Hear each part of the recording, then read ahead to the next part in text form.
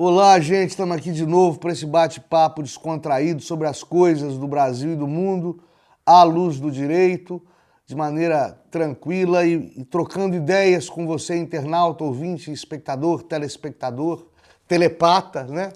O Entretanto já está há 20 anos aí ajudando a entreter e informar com o único compromisso de procurar o máximo possível falar a verdade sem ser dono dela. Queria agradecer os apoiadores culturais, queria agradecer os veículos de mídia que nos repetem, em especial Jovem Pan, Rádio Araxá, Jornal Correio de Araxá, TV Sintonia e William Tardelli Fotojornalismo. Muito obrigado a vocês por permitir a difusão dessas ideias e desse programa pelo Brasil afora, tá bom? E pelo mundo afora, né, também. Desde que se instaurou o coronavírus, pauta nunca foi problema nesse programa. A gente está sempre quente de notícias, de confusões. Aliás, se a gente for olhar um pouquinho mais para trás ainda, um ano e pouco atrás, desde que o presidente Jair Bolsonaro é o presidente da República, não tem faltado assunto para nós do programa, entretanto. E quando cruzam os dois, então, Bolsonaro com Covid-19, sai de baixo. O programa tinha que ter 2 horas seguidas, porque é muito assunto. Mas vamos àquilo que é mais gritante no cenário atual. Cenário atual em que o Brasil, mesmo sem merecer, está atolado em crises. A crise sanitária, a crise de saúde mundial, proveniente da pandemia do Covid-19, efetivamente não é nossa culpa e dela iremos sair algum dia.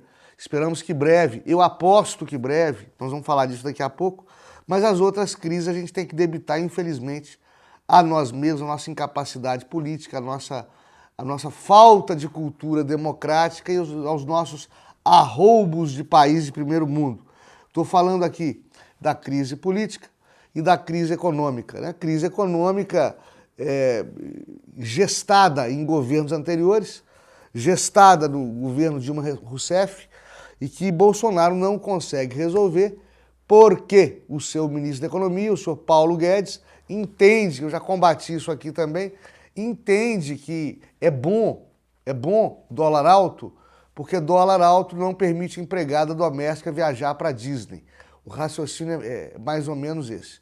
Eu já disse, apesar da expressão pueril do senhor Paulo Guedes, eu já disse aqui também que ao longo de toda a minha vida pública e privada, desde que eu me entendo por gente, todas as análises que se faz de economia nacional e internacional, de política cambiária, né? Em qualquer cenário que se possa analisar essa história do dólar alto, sempre que o dólar está alto, para o país, né, da moeda mais frágil, está ruim.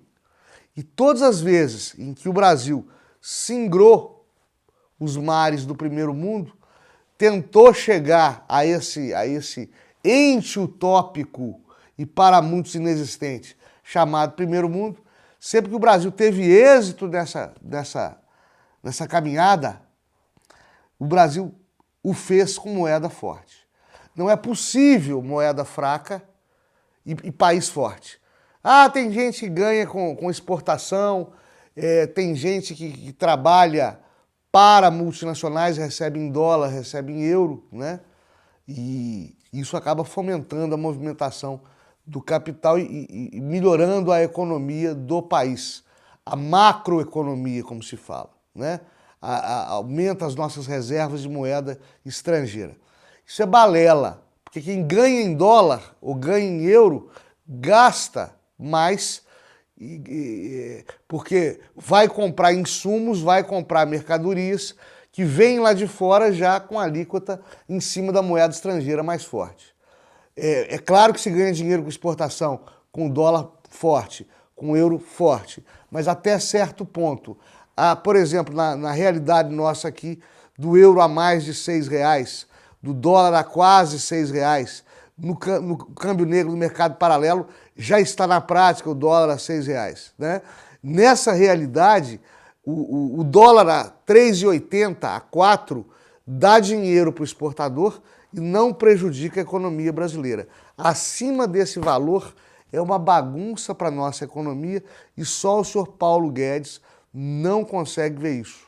Ele foi talvez a grande cartada do governo Bolsonaro, cartada muito mais alta que Sérgio Moro, que seria um enfeite para adornar a sala do presidente da República o tempo todo, seria um cala-boca para satisfazer a opinião pública ou um espantalho para manter fugidios os congressistas do mal. Esse seria Sérgio Moro, né? Não federia nem cheiraria. A grande cartada de Bolsonaro foi Paulo Guedes, e Paulo Guedes tem se mostrado um fiasco. Então nós temos essa crise econômica. Essa crise econômica não foi causada pelo coronavírus, ela foi agravada pelo coronavírus, diga-se de passagem. Quando vocês voltarem, vocês comerciantes, vocês lojistas, quando vocês voltarem a abrir seus comércios, se é que já não voltaram, há cidades que nem pararam por lockdown e não tiveram nenhum caso específico, letal, de pacientes de Covid-19, não tiveram nenhum caso e nunca fecharam. Mas enfim, você que está abrindo agora, você que já abriu há pouco tempo, o que vai abrir, vocês vão notar nos comércios de vocês, né, na economia em geral, na moeda circulante em geral, vocês vão notar que não é só Covid, não. Tem uma crise, o pessoal está comprando menos, o pessoal está endividando menos e os preços, está acontecendo uma coisa assustadora. Eu sempre reclamo que o custo de vida aumenta, o preço aumenta. Quando há crise, o preço não diminui. O preço de algumas mercadorias tem abaixado sensivelmente, sem choro nem vela, sem interferência governamental. Vou citar aqui o caso da gasolina. Abaixou em termos proporcionais uma quarta parte em um mês. Você tá comprando gasolina na bomba do posto de combustíveis com pelo menos 25% de deságio. Ou seja, o combustível que era R$ 5,00 o litro, está R$ 4,00 o litro. Isso é interferência econômica de qualquer natureza. Por outro lado, na gôndola do supermercado as coisas estão mais caras. Mas aí entra a esperteza, o oportunismo do atravessador, né, que aproveita esse momento de crise, que leva as pessoas a estocarem alimento em casa para encarecer o produto. Isso é um oportunismo de momento, né? Como sempre acontece nessa nau sem rumo da economia brasileira. E além da crise econômica, nós temos uma crise política, e essa eu não preciso nem guardar muito tempo para falar para vocês, não, vocês estão carecas de saber, estão cansados de saber. O Bolsonaro esperava a oposição acirrada de seus adversários políticos, ele não esperava que outras instituições da República também lhe fizessem oposição através de um funcionamento ideologizado.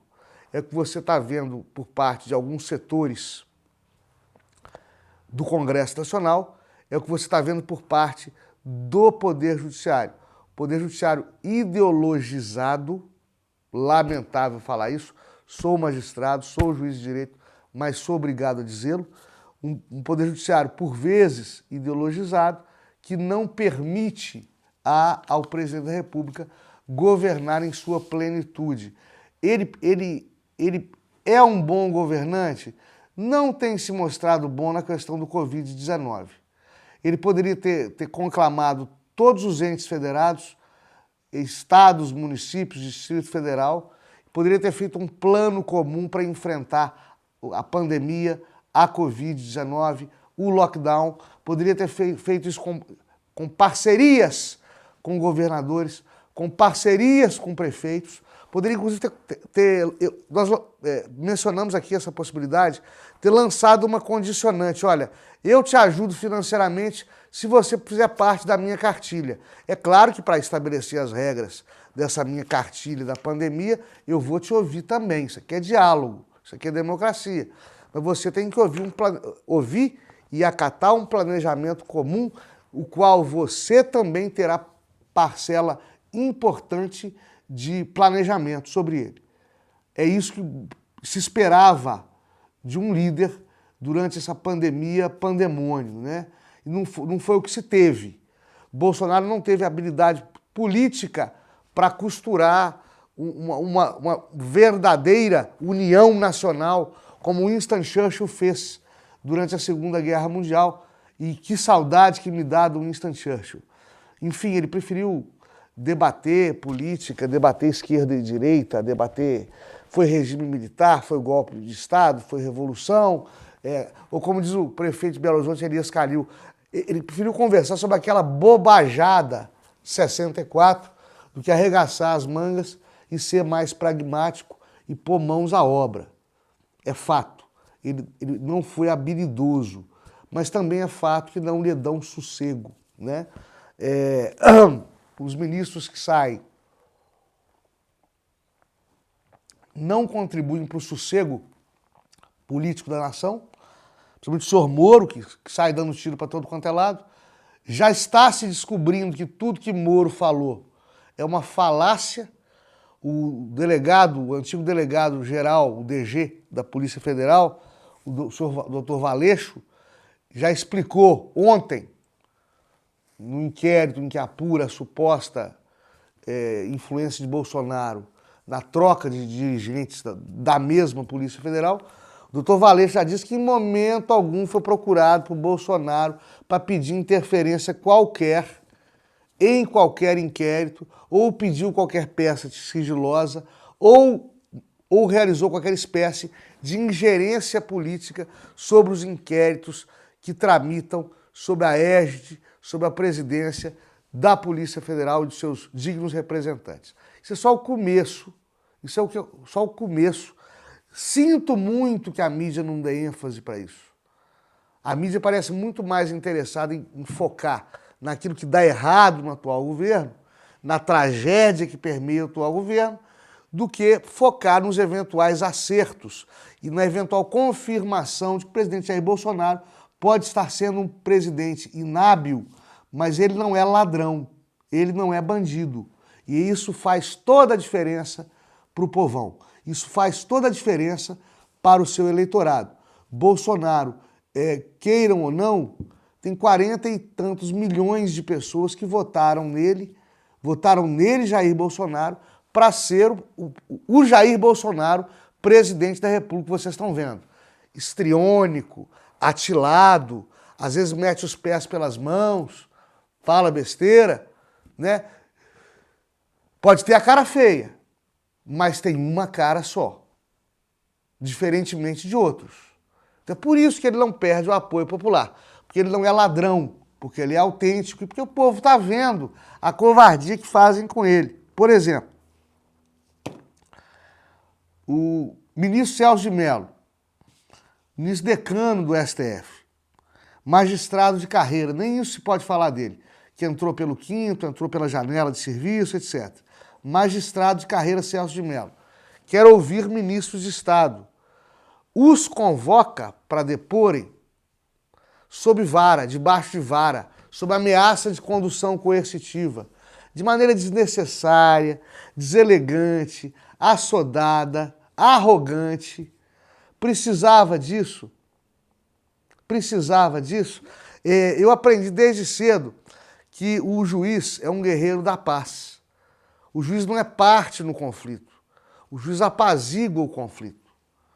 No momento que você bota a lenha na fogueira, no momento que você joga gasolina na fogueira, você só piora a situação da República, você só piora o clima de efervescência do mal que lastreia todos os tumultos e atritos da nossa sociedade. É por isso que tem gente na porta do ministro Alexandre de Moraes, é por isso que tem gente pedindo impeachment de ministro do Supremo, pedindo fechamento do Supremo, pedindo fechamento do Congresso Nacional. Não estou louvando essas ações, em grande parte criminosas, não estou aplaudindo esses cidadãos que acabam atuando contra a democracia. mas, por outro lado, eu não posso minimizar esses incidentes e nem achar que eles vêm do nada. A insatisfação do povo com o Congresso Nacional se deve ao fato que o Congresso Nacional protagoniza escândalos de corrupção toda hora. Toda hora. E o povo não aguenta mais corrupção. Em segundo lugar, a animosidade do povão, a ala bolsonarista e também outras, muitas outras. O Poder Judiciário do Brasil consegue o mérito, se é que se pode dizer assim, consegue a façanha de ser desgostado por direita e por esquerda. O Poder Judiciário brasileiro consegue ser desgostado pelos dois lados. É como um árbitro de futebol que vai apitar um jogo, eu faço muito esse paralelo, e nenhum dos dois times gosta dele. Os dois times acham que foram roubados. É esse milagre da multiplicação dos pães que o Poder Judiciário está conseguindo fazer no Brasil. Ele está conseguindo, infelizmente, ser alvo de suspeita de ambos os lados. Ser alvo de críticas ideológicas de ambos os lados. E, por vezes, justificando essas críticas para ambos os lados. Como quando ameaça 3 generais velhinhos, ministros da República, de condução sob vara, caso eles não compareçam para depor na Polícia Federal. De maneira tão desnecessária, tão descortês, que só avilta e aguça as arestas e os problemas entre os poderes, que seus próprios pares, os próprios demais ministros do STF, consideraram inusitada e desnecessária esse trecho da decisão, da lamentável decisão, digamos de passagem, do ministro Celso de Mello. É uma coisa que a gente espera seja revista pela história. E eu acredito que os generais ministros que irão depor o farão abstraindo por completo essa ordem grosseira, desnecessária e grotesca emanada do nosso decano, nosso querido decano, magistrado da mais alta corte de justiça da nação, para vocês verem a quantas andam os nossos juízes, a quantas andam os nossos tribunais. Para que você, cidadão brasileiro, faça um juízo de valor do nível do Poder Judiciário, dos poderes da República como um todo. Não podemos isentar nenhum deles, não. A situação está muito, como diz no Nordeste, mais especificamente em Salvador, a situação está muito estranha, está muito estranha.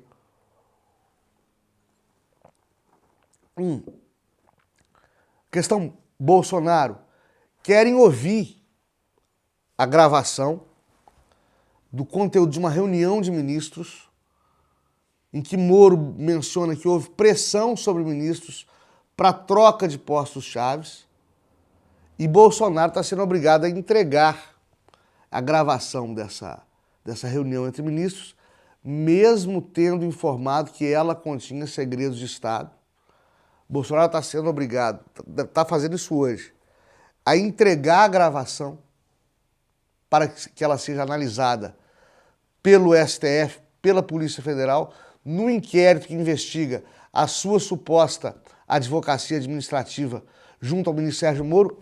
E Moro vai estar presente como suma autoridade, como primus inter pares. Ele que neste inquérito é um mero denunciante, devia ficar na dele, aguardando ser ele também processado. Não, o ministro convoca ele para assistir junto com as autoridades responsáveis pelo inquérito a filmagem da reunião interministerial do presidente Bolsonaro. E mais, vamos fazer uma perícia no documento, na fita, na filmagem da reunião, para ver se ela não foi editada. Ora, nós não temos mais legislação escrita desse jeito. Não é mais possível confiar em legislação escrita. Se tudo decorre da casuística do STF, se tudo decorre da jurisprudência, das decisões dos tribunais, né? Dos precedentes dos tribunais, vamos rasgar a legislação escrita. Porque o que diz a legislação escrita? Mais oportunamente no Código de Processo Civil, o CPC, que é pego emprestado pelo CPP, pelo Código de Processo Penal, para regulamentar a questão da força probante dos documentos. Todo objeto físico contendo informações é considerado para a lei documento. Então, um CD, um pendrive, imagem na nuvem, papel escrito, programa de computador, para o direito é tudo documento, para vocês entenderem bem isso, tá? Estão querendo fazer perícia no documento, quando a lei fala o seguinte: somente se fará perícia no documento se alegar fraude dele. Por quê? Como medida de economia processual. Você junta um documento no processo. O autor da ação, que no processo criminal, o mais das vezes é o promotor de justiça, o procurador da República. Você junta um documento, uma gravação no processo. O promotor não questiona a sua idoneidade, a idoneidade da gravação. A defesa não questiona a idoneidade da gravação. Para que eu vou fazer perícia? Nem foi juntado o raio do trem ainda. Mísia falou, fazer perícia, não sei o quê, para ver se foi editado. Ou seja, tá lidando com bandido, né? Tá lidando com bandido. Depois batem no peito, os poderes têm que ser independentes, mais harmônicos. Não tem independência e harmonia você tesando o presidente da República, tesando o presidente da República, tesando o presidente da República. Igual o ferrinho de dentista. Aí ele estoura uma hora, ele estoura, fala alguma besteira, vão achar ruim com ele. Ah, é um ditador, ah, é antidemocrático, ah, não gosta dos poderes, ah, ele quer briga, ah, ele quer guerra. Não é isso, ninguém aguenta. Ninguém aguenta. Sem contar que Jair Bolsonaro, servidor público, eleito, porém servidor público, os ministros, os seus ministros de Estado, presentes à reunião, servidores públicos, nomeados. Esse pessoal, novamente segundo a lei, tem fé pública. Ou seja, há uma presunção de veracidade nos seus dizeres, declarações e ações funcionais. Ou seja, o que eles dizem, fazem e acontecem durante o exercício da sua função pública se presume verdadeiro. Presume-se de que modo? Só se vai questionar a veracidade do conteúdo de suas ações ou falas quando se tiver prova em sentido contrário. Ou seja, eu tenho prova que aquilo ali é falso. Opa, então vão averiguar. Aí está manchada, está maculada, está em suspense a fé pública, a presunção de veracidade dos atos, ações e palavras do servidor público no exercício das funções. Ou seja, se ninguém questionar, é tido como verdadeiro o que se fez, o que se fala, no exercício da função pública. E ninguém questionou, porque ninguém viu. Ninguém sabe o que aconteceu na reunião. Vai saber hoje, 12 de maio. Já estão questionando. Fica muito difícil governar. Fica muito difícil governar. E há uma deturpação muito grande nessa crise institucional toda. Se interpreta conforme se quer. Por exemplo, a passeata de enfermeiros que foi tolhida por bolsonaristas. Na hora se achou um absurdo o que os bolsonaristas fizeram com os enfermeiros fazendo passeata no Palácio do Planalto. Mas vamos olhar pelo outro lado, vamos esquecer um pouco a manifestação bolsonarista. Enfermeiro parado, fazendo encenação em época de pandemia. Como teve médico residente parado ontem no Palácio do Planalto também. Ao invés de estar trabalhando, salvando vida e perdendo vida na linha de frente do combate da pandemia.